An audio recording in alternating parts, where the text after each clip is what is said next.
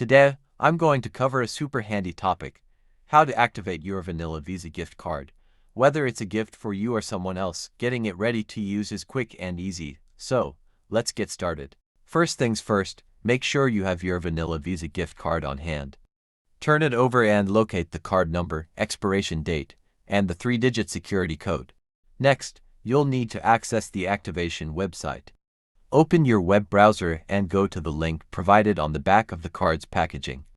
Usually, it's something like www.vanillagift.com. Once on the site, look for the option to activate your card. Click on it, and you'll be prompted to enter your card number, expiration date, and sometimes the security code. After entering your details, you might need to verify your identity through a simple CAPTCHA or by entering some additional information.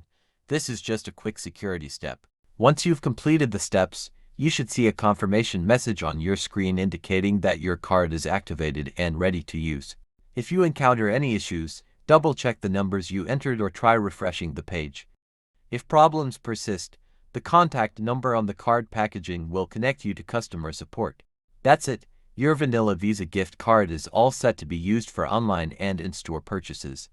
Happy shopping!